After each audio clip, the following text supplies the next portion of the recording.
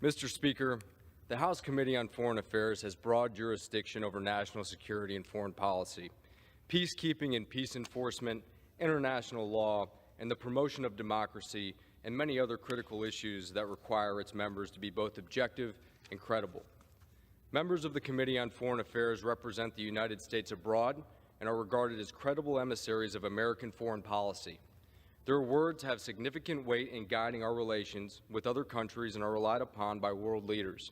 Most importantly, our allies such as Israel, the forever home of the Jewish people.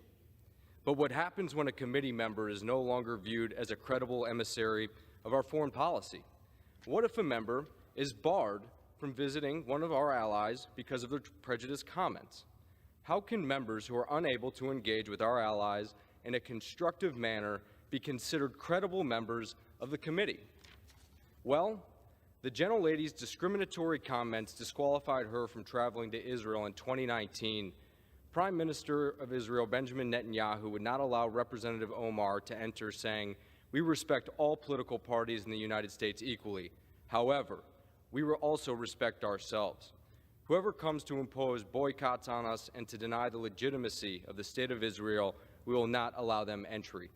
Yes, the gentlelady disqualified herself from entry into one of the most important countries allied with the United States. Over the past 75 years, Israel has been a steadfast ally of the United States. Israel has stood by us through the volatility in the Middle East, and this alliance has been critical to our own national security.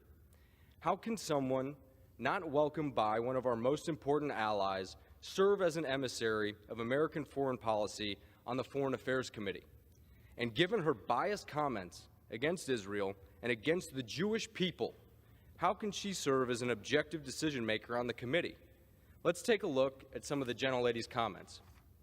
In February of 2019, barely more than a month after becoming a member of this body, Representative Omar suggested that the Jewish people and the American Israel Public Affairs Committee were buying political support, writing on Twitter, "It's all about the Benjamins, baby," clearly amplifying an anti-Semitic stereotype about the Jewish people and money. In response, congressional Democratic leadership, her own party, immediately released a statement by saying, "Anti-Semitism must be called out, confronted, and condemned wherever it is encountered without exception." Not long after Representative Omar trivialized the terrorist attacks of September 11th, 2001, by describing that day of infamy as "some people did something." That's horrific. Some people did something. Yes, Mr. Speaker, some people did do something. Some people committed evil acts of terrorism and killed nearly 3,000 Americans. And in response, some thousands of our fellow citizens, myself included, enlisted in our armed forces to defend the gentlelady's right to make her prejudiced remarks. Many went off to combat and even died to defend that right. But they did not die fighting to have their bravery and love of country undermined by a member of the House Foreign Affairs Committee. Mr. Speaker, I have no words to describe just how utterly unacceptable these comments are. But that's not all. In 2021, the gentlelady referred to Israel, which has the absolute right to defend itself against terrorism and attacks on its very existence, as an apartheid state. She even equated the United States and Israel, countries that have stood as beacons of democracy, to the Taliban and Hamas, organizations that impose terror on their regions in the world. Once again, even her Democrat colleagues swiftly condemned her comment. 12 Democrat members of this body released a statement which noted, equating the United States and Israel to Hamas and the Taliban is as offensive as it is misguided, ignoring the differences between democracies governed by the rule of law and contemptible organizations that engage in terrorism. At best discredits one intended argument and at worst reflects deep-seated prejudice from her own party. Some have decried this effort as a political game. Mr. Speaker, I assure you this is no political game. This resolution is not about engaging in a tit-for-tat with my colleagues on the other side of the aisle. This is about keeping someone with a long record of anti-Semitic and anti-Israel bias off the Foreign Affairs Committee, which needs objective emissaries for our foreign policy. Even the Democrat former chairman of the House Foreign Affairs Committee, Elliot Engel, said that Representative Omar's anti-Semitic comments have no place in the Foreign Affairs Committee or the House of Representatives. That was in addition to the previously mentioned joint statement from 12 of the gentlelady's Democrat colleagues. The facts are clear. Representative Omar has espoused anti-Semitic and anti-Israel rhetoric time and again. She cannot be an objective contributor to the work of the committee, and she has brought dishonor to the House of Representatives. This committee, which is viewed by nations around the world as speaking for Congress on matters of international importance and national security, should not have a seat for a member who would bring such dishonor to that committee. I encourage all of my colleagues on both sides of the aisle to support this resolution, to say with one voice that the United States House of Representatives does not condone hate, and to reaffirm we will always condemn anti-Semitism. Thank you, Mr. Speaker, and I yield back. Thank you, Mr. Speaker. We've heard from my colleagues the reasons why the Representative Omar should be removed from this committee, but I feel like all the reasons have not just yet been stated, which is why I rise to add for the record. We've heard about the comments that were made regarding anti-Semitism and anti-Israeli views, but I rise to add to the record that as a member of the Foreign Affairs Committee, I've sat there and heard the representative actually spew anti-American rhetoric as well. I've been in that committee room where the representative equates Israel and the United States to Hamas and the Taliban. Absolutely unacceptable for a member of that committee.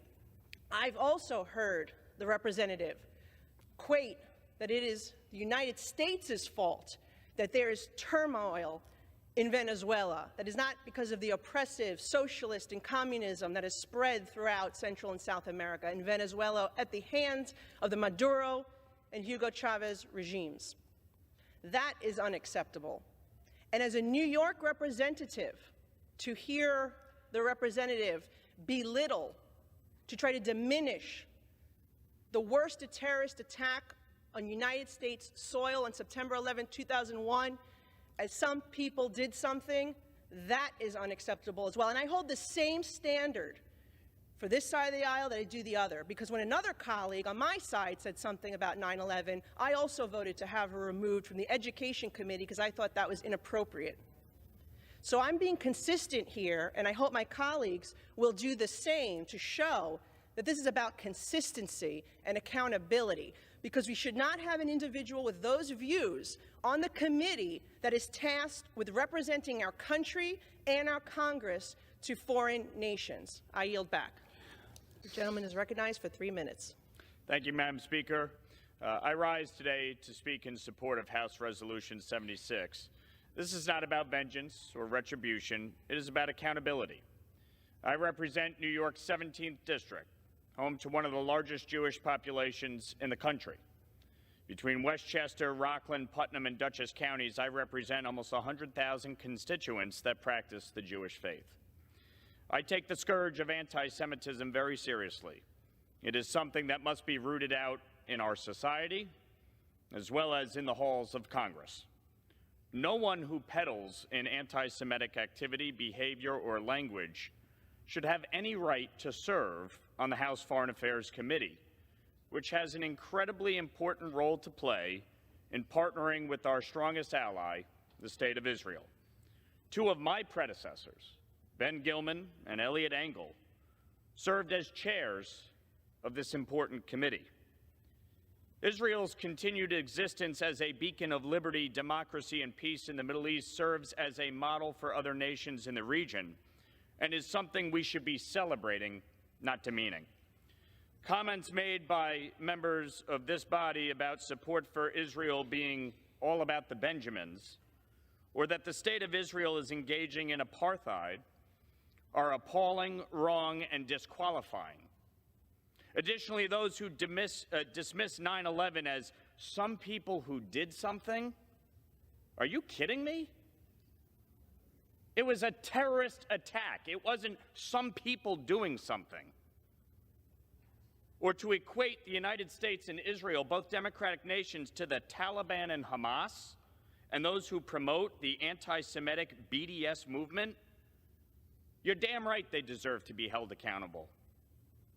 As a member that represents a district that suffered greatly due to 9/11 and still has constituents grappling with the effects of that horrific, tragic day, dying of 9/11 health-related situation, I find those remarks jarring and alarming and insulting. To be clear, the representative can say whatever the heck she wants, but we don't have to accept it or embrace it. Individuals who hold such hateful views should rightly be barred from that type of committee.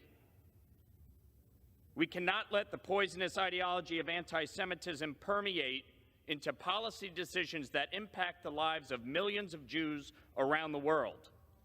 And I will stand up to anti-Semitism and defend Israel's right to exist and the right of Jews everywhere to practice their faith peacefully and safely.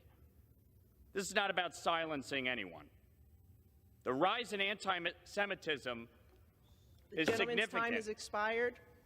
And these hate crimes have not been prosecuted. Gentleman's time has expired. Yield the gentleman another 15 seconds. Words matter. Rhetoric matters. It leads to harm. And so the Congresswoman is being held accountable for her words and her actions. And that is why I support this resolution. For 2 minutes. Thank you, Mr. Chairman. Thank you, Mr. Speaker. I rise today in support of the resolution to remove Congresswoman Omar from the House Foreign Affairs Committee for her anti-Semitic speech, comments, and rhetoric. No doubt, words have meaning. When a member of Congress stands in this chamber, or at home, or in their district, the nation and the world pays attention to what they say and how they say it. When a member of Congress makes hateful and anti-Semitic remarks, they're amplified. They are magnified. Even more so when that member sits on the House Foreign Affairs Committee. The committee tasked with helping set policy and providing oversight over our nation's relationship with Israel and with Jewish communities around the world, it is imperative that this body not only speaks against anti-Semitism, but also holds accountable those who spread such hateful beliefs. As our nation's leaders, we have the ability and the responsibility to help combat anti-Semitism and ensure that our children, tomorrow's leaders, are taught that such rhetoric is unacceptable. Let's be clear, anti-Semitism has no place in the halls of the Congress, nor in our national conversation, and I stand here today in solidarity with the Jewish community to send a strong message that the United States House of Representatives does not tolerate such behavior. I urge my colleagues to support the resolution, and I yield back the balance of my time. Thank you, Madam Speaker. Anti-Semitism has no place on the Foreign Affairs Committee. I say it again, anti-Semitism has no place on the Foreign Affairs Committee. That's why Representative Omar has no place specifically on the Foreign Affairs Committee, where Israel's security is one of the issues of critical importance. Without a doubt, the Democratic Jewish State of Israel is America's strongest ally in the Middle East and has a fundamental right to exist. Representative Omar has repeated anti-Semitic canards and perpetuated hateful tropes against the Jewish community, and her comments have compromised the ability of the House Foreign Affairs Committee to conduct its official business. I urge my colleagues to vote in the affirmative to remove Representative Ilhan Omar from the Foreign Affairs Committee. Thank you, and I yield back.